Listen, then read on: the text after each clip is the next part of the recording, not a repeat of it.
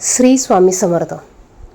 बघा, बुधवारी 13 मे रोजी अपरा एकादशी आली आहे आणि या एकादशीच्या दिवशी तुम्हाला उपवास जरी करायचा नसेल, तुम्ही उपवास नाही केला तरी चालेल, पण सकाळीच घरात तुम्हाला या झाडाचे एक पान आणायचे आहे. यामुळे तुमचे शत्रू तुमच्यासमोर लोटांगण घालेल, 7 पिढ्यांचं दारिद्र्य नष्ट होईल, तुमच्या मागे लागलेले आर्थिक चणचण, आर्थिक अडचण दूर होईल. इतका प्रभावी असा हा उपाय आहे. उपाय अगदी साधा सोपा आहे. कोणीही हा उपाय करू शकतो.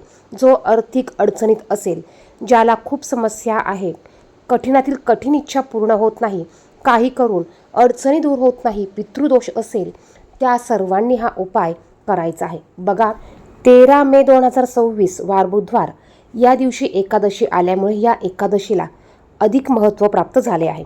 आता हे व्रत तुम्ही करत असाल किंवा नसाल, आपल्याला आपल्या अडचणी दूर करण्यासाठी हा अत्यंत प्रभावी असा एक उपाय करायचा आहे. आपल्या हिंदू धर्मामध्ये प्रत्येक वृक्षाला धार्मिक महत्त्व प्राप्त झालं आहे.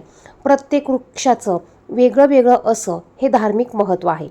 आता या एकादशीच्या बघा उपवासामुळे या एकादशीला अचला एकादशी असं देखील म्हणतात आणि अशी मान्यता आहे की यामुळे भक्ताला सर्व पापांपासून मुक्ती मिळते. हे व्रत केल्याने भक्ताला प्रचंड पुण्य प्राप्त होते आणि जीवनात सुख, शांती आणि समृद्धी देखील येते.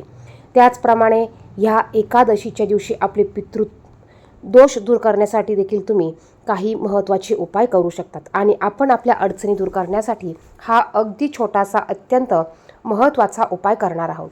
हा उपाय तुम्हाला सकाळीच करायचा आहे. तुम्ही 12च्या आतमध्ये हा उपाय करू शकतात. शक्य झाल्यास सकाळी तुमची देवपूजा झाल्यानंतर तुम्हाला हा उपाय करायचा आहे. आता ह्या उपायासाठी तुम्हाला या झाडाचे एक पान घेऊन यायचे आहे.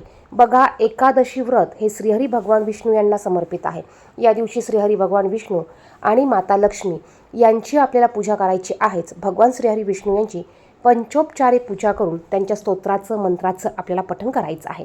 आपण या दिवशी शक्य झाल्यास जास्तीत जास्त ओम नमो भगवते वासुदेवाय नमः या मंत्राचा जप करायचा आहे. त्याचप्रमाणे विष्णू सहस्रनाम या स्तोत्राचं देखील आपल्याला पठण करायचं आहे. आता आपल्याला माहिती आहे, एकादशीच्या दिवशी आपण तुळशीची खास करून पूजा करत असतो. तुळशीमध्ये माता लक्ष्मीचा वास आहे आणि एकादशीच्या दिवशी तुळस ही तोडली जात नाही, हे देखील आपल्याला माहिती आहे. परंतु आपल्याला या उपायासाठी एक तुळशीचंच पान लागणार आहे. त्यामुळे तुळस आपण नेहमी सांगितल्याप्रमाणे आदल्या दिवशी तोडून ठेवत असतो आणि आदल्या दिवशी तोडून ठेवलेली ही तुळस आपण दुसऱ्या दिवशी उपयोगात आणू शकतो. ती कधीही शिळी होत नाही. त्यामुळे तुम्हाला सकाळी एकादशीच्या दिवशी तुळस तोडता येणार नाही. तुम्ही ती आदल्या दिवशी तोडून ठेवा किंवा तुम्ही सकाळी पूजेच्या जिथे फुलं मिळतात, हार फुलं मिळतात, तिथून तुम्ही तुळसही आणू शकतात. सकाळी ही तुळस आणल्यानंतर आपल्याला घरी आणल्यानंतर पान स्वच्छ धुवून घ्यायचं आहे. आता जर का तुळशीचं पान तुम्ही तोडलं नसेल आणि तुम्हाला तुळस विकत देखील मिळाली नाही, तर तुमच्या तुळशीच्या झाडापाशी जर का खाली एखादं पान पडलेलं असेल तर तुम्ही ते देखील घेऊ शकतात. पान स्वच्छ चांगलं असावं, फाटलेलं नसावं, देठ थोडासा असावा. त्यानंतर आपल्याला एकादशी असल्यामुळे अंघोळीच्या पाण्यात थोडीशी हळद आणि थोडंसं कच्चं दूध, गंगाजल टाकून अंघोळ करायची आहे. त्यानंतर आपल्याला देवपूजा करून हा उपाय करायचा आहे. आता हे पान आणल्यानंतर आपल्याला एक ताट घ्यायचं आहे. ताटामध्ये थोडंसं गंध ओला करून एक स्वस्तिक चिन्ह काढायचं, त्याला हळदी कुंकू लावायचं, त्यावर थोडेसे तांदूळ ठेवायचे आणि त्यावर 1 रुपयाचं नाणं ठेवायचं. यानंतर आपण जे कुंकू ओलं केलं आहे ते कुंकू किंवा गंध तुम्हाला एक काडी घ्यायची आहे आणि त्याने या तुळशीच्या पानावर एक छोटंसं स्वस्तिक चिन्ह काढायचं आहे आणि त्याच्या खाली तुम्हाला अगदी 1 शब्दात 2 शब्दात तुम्हाला तुमची इच्छा लिहायची आहे आणि त्यानंतर हे पान तुम्हाला त्या 1 रुपयाच्या नाण्यावर ठेवायचं आहे. बघा, अत्यंत प्रभावी असा उपाय आहे. हा उपाय करत असताना आपलं मन हे पॉझिटिव्ह पाहिजे, म्हणजे सकारात्मक पाहिजे. आपल्या मनात चांगल्या भावना पाहिजे. श्रद्धा ठेवून आपण हा उपाय करायचा आहे. ओम नमो भगवते वासुदेवाय नमः ह्या मंत्राचं नामस्मरण करत हा उपाय करायचा आहे. आपण ज्यावेळेस इच्छा लिहितो त्यावेळेस आपली जी इच्छा असेल ती मनातल्या मनात आपल्याला सांगायची आहे, बोलायची आहे आणि ती इच्छा आपल्याला ह्या पानावर लिहून काढायची आहे. आता हे पान रुपयाच्या नाण्यावर ठेवल्यानंतर आपल्याला यावर 2 लवंगा ठेवायच्या आहे. बघा, लवंग घेताना नेहमी ती अखंड फूल असलेलीच लवंग घ्यायची आहे. लवंग ही माता लक्ष्मीला अतिशय प्रिय आहे. लवंगाचा सुगंधाने माता लक्ष्मी ही आपल्या घरात आकर्षित होत असते आणि घरात वास करत असते. आता ही प्लेट आपल्याला आपल्या देवघरामध्ये माता लक्ष्मी आणि भगवान श्रीहरी विष्णू यांचा फोटो किंवा मूर्ती असेल तर यांच्या समोर आपल्याला ही प्लेट ठेवायची आहे. त्यानंतर त्या पानाला हळदी, कुंकू, अक्षता, फुले अर्पण करायचं आहे. धूप, दीप, अगरबत्ती जे काही असेल त्याने तुम्हाला ओवाळून घ्यायचं आहे. यानंतर आपल्याला तिथेच बसून 1 वेळा विष्णू सहस्रनाम या स्तोत्राचं पठण करायचं आहे आणि 108 वेळा ओम नमो भगवते वासुदेवाय नमः हा मंत्र जप आपल्याला करायचा आहे.